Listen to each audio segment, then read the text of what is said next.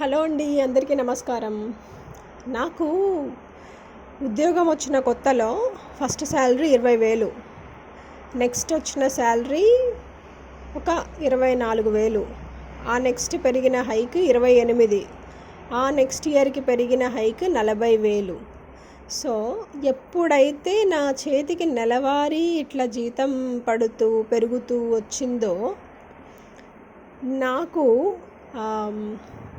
ఏదైనా బోర్ కొట్టినా, మనసు బాగలేకపోయినా, ఏం చేయాలో తెలియకపోయినా, కొంచెం డిసప్పాయింటెడ్గా అట్లా అనిపించినా స్ట్రెయిట్గా నడుచుకుంటూ షాపింగ్కి వెళ్ళిపోయేదండి. నేనైతే ఏం చేయాలో తెలీదు.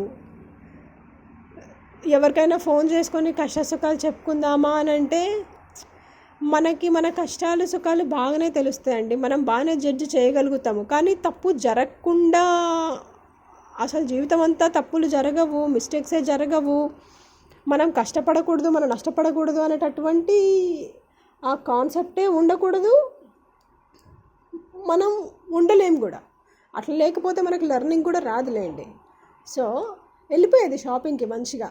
షాపింగ్, నెయిల్ పాలిష్లు, చెప్పులు, ఏదైనా ఒక అటైర్ కొంటే ఒక బట్టలు, దానికి మ్యాచింగ్ నాకు ఉండేది. చెవులకి చెప్పులు, ఈ 3 అంటే చాలా పిచ్చి ఉంటుండే అనమాట. ఎన్ని కొనుక్కునేదాన్ని అంటే అసలు చాలా బట్టలు అయిపోయినాయి, చాలా ఆర్డర్లు పెట్టేసేది ఆన్లైన్లో.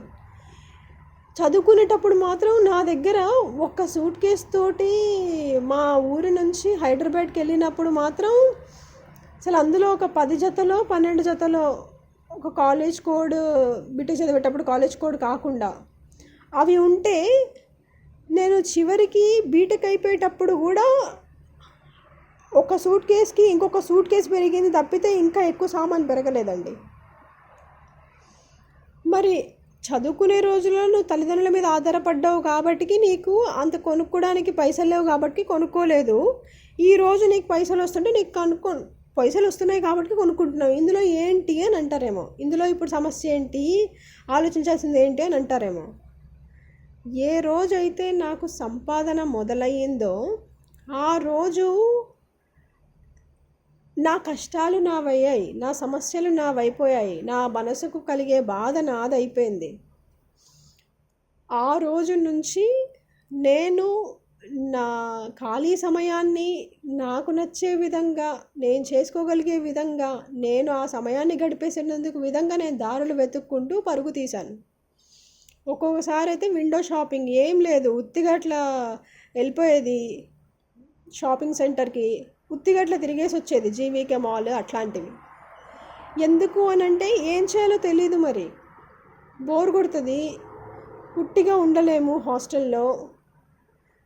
అట్లా ఊరికనే వెళ్ళినాము అని చెప్పేసి ఊరికనే ఉంటామా? ఏదో ఒకటి నచ్చుతుంది, ఏదో ఒకటి ఖర్చు చేసేసుకోవాలి, తెచ్చేసుకోవాలి, అట్లా చేసేసేది.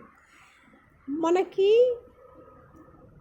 సంపాదించడం చేయడం అనేది ఈ జనరేషన్లో తప్పనిసరి అయినప్పుడు ఆ సంపాదనకి తగినట్టుగా మనము ఆలోచించడము, అలవరుచుకోవడము, జీవన విధానం ఉండటము కూడా తప్పనిసరి అయ్యింది.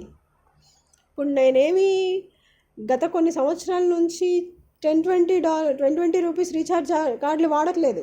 ఎప్పుడో నేను బీటెక్లో ఉన్నప్పుడు వాడేది 10-20 రూపీస్ రీఛార్జ్ కార్డులు. బీటెక్ అయిపోయిన తర్వాతకి నుంచి అన్నీ ఇయర్లీ ప్యాకేజ్లే ఉండేది.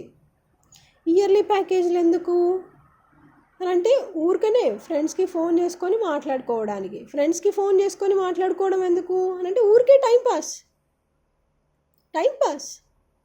మనకి జీవితంలో టైంపాస్ చేసేటందుకు చాలా టైం ఉంటుంది. ఉత్తిగా షాపింగ్కి వెళ్ళి విండో షాపింగ్కి ఒక రోజంతా గడిపేసుకునే టైం ఉంటుంది. ఎంత సమయాన్ని మనము దేనికి వెచ్చించాలి అనేటటువంటి క్యాలిక్యులేషన్ మాత్రం ఉండదు. ఆ క్యాలిక్యులేషన్ లేకపోవటం, డిసిప్లిన్ లేకపోవటమా, లేకపోతే మరి మనం జీవితంలో ఉన్న పరిస్థితికి అలాంటిది లేకుండా ఉండటం అనేటిది, అంటే పరిస్థితులకు తగ్గట్టు కూడా మనం ఒక్కొక్కసారి మౌల్డ్ అవ్వాల్సి వస్తుంది కదా. అలా మౌల్డ్ అయ్యామో అదైతే నాకు ఇంకా సంపూర్ణంగా అర్థం కాలేదు. మీరు ఎలా ఉన్నారు? మీరు సంపాదించడం మొదలుపెట్టిన తర్వాతకి మీ జీవితంలో వచ్చిన మార్పులేంటి, అత్యవసర మార్పులేంటి, మీరు అనుకోకుండా వచ్చిన మార్పులేంటి, అవి ఒకసారి నాకు చెప్పండి.